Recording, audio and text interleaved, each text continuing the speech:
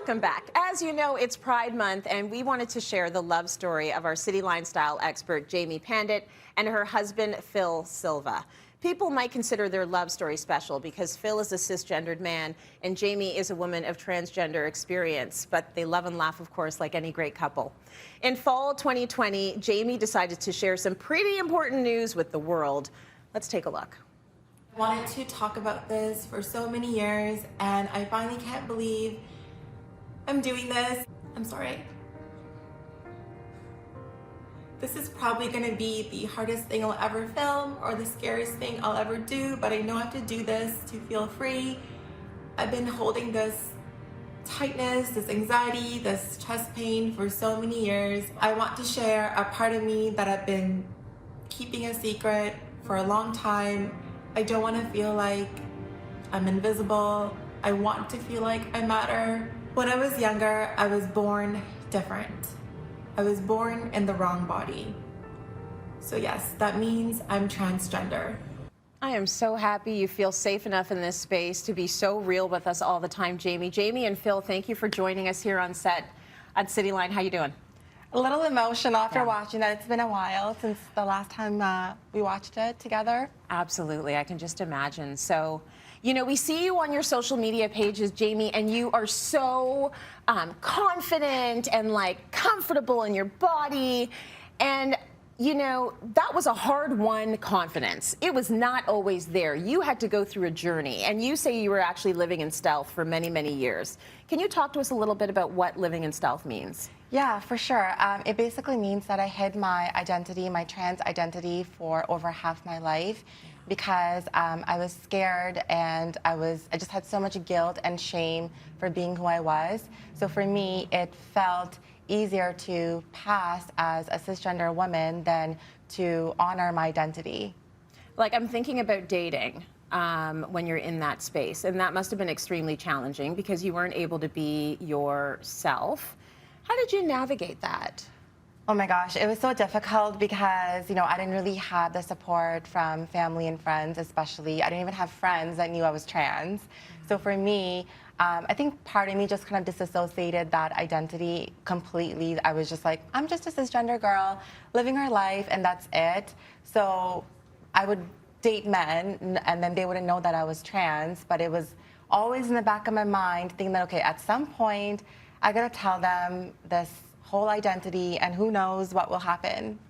And it's not necessarily safe. I mean, we hear that constantly from transgender folks. It's like it's actually more than just this is scary and anxiety ridden. It might not be safe to be sharing that with exactly. people. It's not safe, and also like, why do I have to feel it's necessary for me to share something so personal if I'm not ready? I mean, we're not talking about, you know, our medical records or like our financial situation and things like that to somebody on a first date, right? But with trans people, I think there's this perception that you have to say that you're trans on your head right away, and if you don't, then you are tricking the men, which is a whole other conversation. Well, let's talk about the men. Let's talk about your man. Phil, let's get you in here. I want to get to the good part. Like, how did you meet? Phil, you can tell me. Well, we met online on Bumble, the dating app. Jamie says she accidentally swiped left when she saw me in a green tank top. His pictures were blurry. The men need some help with the photos, right? He has help now. Well, he doesn't need help anymore because he has you. So, okay, so she accidentally swiped left, but you guys ended up meeting. So we made a connection online, and we talked back and forth a couple of times, and then, yes, eventually we ended up meeting on our first date. Yeah. Which was a special time for the both of us, right? We made a connection right away. Nice. I think we shared a kiss walking out of our first restaurant. On our first date? Yeah. That's a good date. Yeah. Okay, so you get through the day, you're thinking, this guy's good, like this is working out. At what point do you say to yourself, I've got to talk to Phil, I have to come out to Phil? Yeah, so this is the hard part, right? So for me, like, the first date was so amazing. I left on such a high. He texted me right away, which was amazing. The next date was the next day, and then my birthday was coming up. He whisked me off to New York a few weeks later. It was a very, like, whirlwind, quick just everything was happening so fast. Yeah. But right before he took me to New York, I was like, okay, I have to tell him this because, you know, we're going to be in a hotel, you know, who knows what will happen. Right. And I have to tell him. But it was just like I started to act a little bit different. If you remember, I was just like anxious and just weird. And it was just eating away at me inside. But I just didn't know how to tell him because I didn't want to lose him. But you did tell him. And how did that conversation go? So if you're trans, I do not recommend you to ever say this the way I did, which was in my room on my bed. I don't know why. I think I just decided to be like, you know what? I'm just going to tell him, and it's not a safe place. Like I should have met up with him at a public place or something like that. So I did it wrong, but I just told him I was born in the wrong body and I'm trans, and I was obviously very emotional. And I don't know, how did you react? Well, Phil, what was going through your mind when you heard that from Jamie? Well, at the time, too, it was something very new to me. Yeah. So it took me some time to understand it, really, and process it. But by that time, we really already connected. So I just kind of looked like deep inside and just tried to figure out like what was going to take for this to work and for us to move forward. Because I knew we were going to be met with a lot of like walls, and we're going to have to get through a lot of people and their thoughts, and at the time, would I be strong enough to deal with this, and would I be strong enough to be next to her and hold her hand and be proud of it and help support her? So it took some time to come up with this, but yeah, I think we did well. Was there any kind of a pause or a separation at all, or you were just like, let me process this while we're together? We didn't have that so much because, I mean, I think we just, years after that, because I mean, I was still living in Stealth. My friends didn't know I was trans. His family didn't know about my identity either till 2020, which was just a year and a half ago. So we almost did break up at one point because I felt like I was ready to be open and talk about my identity because I just was done living in Stealth. Like I felt like I wasn't living life the way I should have been. And he wasn't sure if he could, you know, be open with me. So we did have difficulties dealing with that. Okay, so you got to the point where you're both okay with it, and now you got to tell everybody else. What was it like, Phil? What was it like telling your family? It was an emotional time, right? Yeah. But I think we were met with love, Good. and support, and they're continuing to learn and support us, right? Yeah. And it's a learning curve for them as well. Jamie, how about you? What was it like telling your family? It's different. I think like with family sometimes, like your family, for example, like they love me, they do accept me.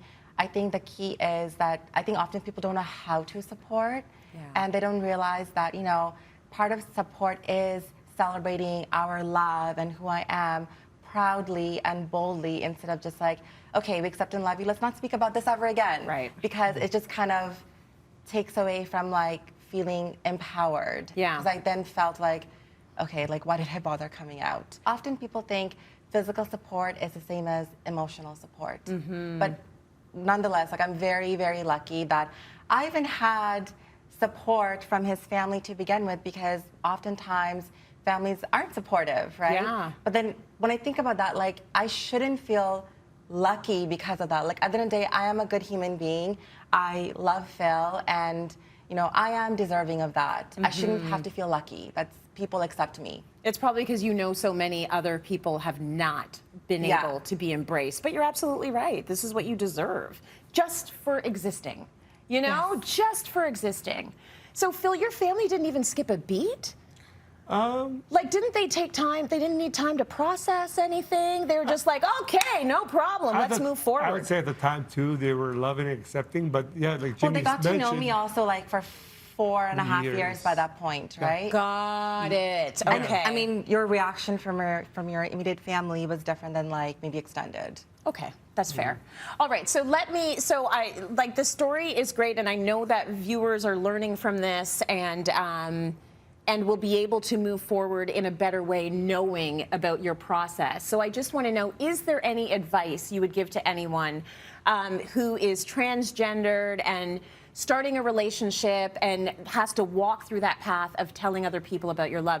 Too many hurdles, by the way, for people who are just in love. Way too many hurdles. But do you have advice for folks out there dealing with this? I think fear holds people back of what people will think. I mean, that's what held me back. That's what held Phil back, right? Yeah. I feel like I'm in the middle with this because part of me wants to say, like, you know, be proud, tell them you're trans right away. But then the other part of me says, like, you know, you shouldn't have to tell people that right away if you don't want to. Because, I mean, if somebody does want to live in stealth because that's what they want to do, they should be able to have that option. Yeah. Right? They shouldn't be forced to come out. They shouldn't have to be forced to tell people because, you know, I'm not a criminal. Like, I don't have an STD. Like, I am a human being that just wants love. Right. I think that's really important that you go on your timetable. Yeah. But I so appreciate both of you coming here to share your love and just to know that it's an evolution and you're still growing like any other couple out there and learning along the way. So Jamie and Phil, thank you so much for sharing your story here on City.